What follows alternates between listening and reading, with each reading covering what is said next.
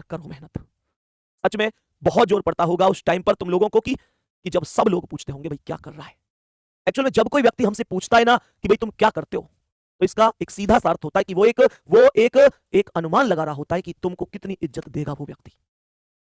लोगों के सिकल से, लोगों के नाम से इज्जत नहीं मिलती आज के समाज में। खैरियत उसकी पूछी जाती है जिसकी हैसियत वास्तव में अच्छी होती है। मेरे प्यारे गुड्डा, एक बात और बताऊं, मम्मी पापा ने हमेशा हमको राजकुमारों की तरह पाला है। आज हमारा दायित्व नहीं है कि हम भी उनके बारे में सोचें और विचार करें कि यार ये व्यक्ति सच में बहुत कुछ पाने का हकदार है। पापा की आंखों के नीचे की झुर्रियां देखना, ध्यान से देखना उस चेहरे को, तो मैं उसमें एक इंतजार मिलेगा। उस व्यक्ति की आंखों में झांक कर देखना जिसे पिता कहते हैं, उनकी आंखों में तुम्हें इंतजार मिलेगा, एक इंतजार जो किसी और चीज का नहीं है, बस तुम्हारी सफल होने का है। वो हर एक फॉर्म के बाद बस मम्मी से एक ही बात कहते हैं, तू देखना इस बार हमारा बेटा सब कुछ सही कर देगा। हमारे बुरे दिन अच्छे दिनों में परिवर्तित होंगे, तू चिंता मत करना, मेरा शेर बेटा है, मेरी शेरनी बेटी है, तू देखना हमारे बुरे दिन टल जाएंगे। ये जो जमाने वाले इल्जाम लगाते हैं ना हम पे, तू देखना हमारा बच्चा एक दिन इन सब का जवाब देगा। तुम्हें क्या लगता है, तुम्हें क्या लगता है कि पापा जो इतने कठोर बन जाते हैं बात बात पर, क्या वो तुमसे प्यार नहीं करते? अरे अरे सच तो यह है कि वो इजहार नहीं करते।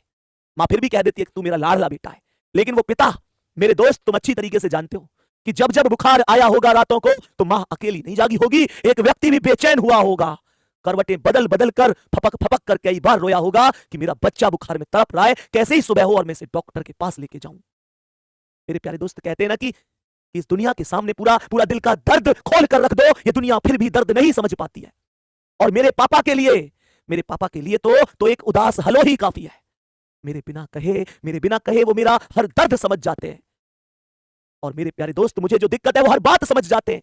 फिर फोन पर उधर से एक आवाज आती है, तू चिंता मत कर, तू मेरा शेर बच्चा है, और मेरे शेर अभी तेरा बाप जिंदा है।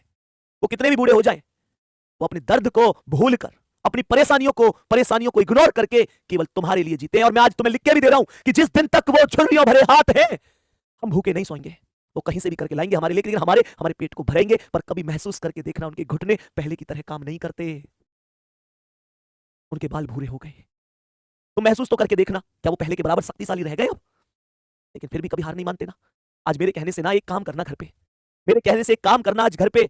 आज ये देखना कि तुम्हारे पास कितने जोड़ी कपड़े, और देखना पापा के पास कितने जोड़ी कपड़े। तुम ये खुद महसूस करोगे कि यार पापा तुमने तो पता नहीं कब से नए कपड़े नहीं खरीदे, और अगर खरीदे भी होंगे तो महंगे पर हाथ नहीं रखा होगा, सबसे सस्ते खरीद के लाए होंगे अपने लिए, और तुम्हारे लिए अगर कभी दिलवाए होंगे तो तुमसे बोल दिया होगा बेटा अच्छे से पसंद करना। कभी पापा के साथ दुकान पे जाना, कपड़े की दुकान पे, अगर तुम्हारे लिए लेने होंगे ना तो दुकानदार से वो ये बोलेंगे कि बढ़िया से दिखाओ। दुकानदार कहेगा कितनी रेंज के दिखाऊं, क्या बोलते हैं उससे, रेंज की टेंशन मत कर, इसके लिए अच्छे वाले दिखा, मैं हूं ना इसके पीछे, तू टेंशन मत ले, रेंज की टेंशन मत ले, तू दिखा। लेकिन जब उनका अपना नंबर होता होगा वो नहीं खरीदते होंगे, वो नहीं खरीदते, क्योंकि उन्हें पता होता है रेंज से फर्क पड़ता है। उन्हें पता है मेरे बच्चे की फीस भी जानी है, उन्हें पता है कि बच्चे की कुछ डिमांड भी है वो पूरी भी करनी है, उन्हें पता है घर की छत टपक रही है वहां भी छत पक्की करवानी है, उन्हें पता है बिटिया की शादी करनी है, उसे पता है बैंक का लोन देना है, उन्हें पता है कुछ लोगों से कर्ज लिया वो कर्ज चुकाना है, उनको पता है कि घर की स्थिति क्या है। लेकिन जब तुम्हारा काम होगा तो वो कभी भी पीछे नहीं हटते होंगे। तो कभी महसूस करना उस इंसान ने सच में बहुत कुछ दिया है, मैं वो कुछ नहीं बल्कि बहुत कुछ पाने का हकदार है, लेकिन हम आज तक उसे कुछ नहीं दे पाए। हम आज तक सच में उसे कुछ नहीं दे पाए। हमारी मेहनत, हमारे सपने, ये सब व्यर्थ है, और ऐसी सफलता का कोई फायदा भी नहीं है फिर, जहां पर वो तरसती हुई आंखें एक दिन हमेशा के लिए बंद हो जाए, बस इस इंतजार में कि एक समय आएगा जब तुम सफल होगे। और एक बात बताऊं, आधे नंबर से रह जाना, एक नंबर से रह जाना, इन बातों से तुम पर फर्क पड़ता होगा, जमाने पर फर्क नहीं पड़ता। कड़वी सच्चाई बता रहा हूं, जो व्यक्ति 1 नंबर से 2 नंबर से 4 नंबर से रहता है, नो डाउट उसने भी बहुत मेहनत करी है, और 2 नंबर 4 नंबर ये डिसाइड नहीं करते कि वो एक कमजोर स्टूडेंट था या होशियार स्टूडेंट था। अरे 2 नंबर से रहने वाला विद्यार्थी भी एक अच्छा स्टूडेंट था, लेकिन इस समाज की नजर में वो फेल है, वो फेलियर है इस समाज की नजर में। इस बात को स्वीकार करो, ये कड़वी सच्चाई है। आप में से बहुत स्टूडेंट होंगे जो पिछली भर्ती में 2 नंबर से 4 नंबर से रह गए। मुझे पता है सच में बहुत बड़ी बात होती है, दिल टूट जाता है जब 2 नंबर से 4 नंबर से हम मेरिट से बाहर होते हैं और हमारे साथी दोस्त ट्रेनिंग पर चले जाते हैं। लेकिन यार वास्तविकता तो ये भी है कि ये समाज तो नहीं समझेगा उस चीज को कि अपने माथे पर मैं एक रिजल्ट का टुकड़ा लगाकर घूमूं कि मैं 1 नंबर से रह गया, 1.5 नंबर से रह गया, मुझे सम्मान दो। इस समाज में नहीं देगा कोई सम्मान। केवल सफलता की कहानियां लिखी जाती है दोस्त। असफलता अनाथ होती है, ये बात लिख लेना। असफलता अनाथ होती है। फेलियर का कोई रिश्तेदार नहीं होता, फेल होने वाले के कोई नाते नहीं होते, और पास होने वाले की भीड़ में गैर भी अपने होते हैं, ये बात ध्यान रखना। और अगर फेल हो गए तो इस समाज में ठुकरा दिए जाओगे। तुम्हारे अपने तुम्हें पहचानने से इंकार कर देंगे। यही इस दुनिया की सच्चाई है। कहते हैं कि वक्त पर नहीं आते काम, वक्त पर नहीं आते काम वैसे लंबी लंबी फेंकते हैं।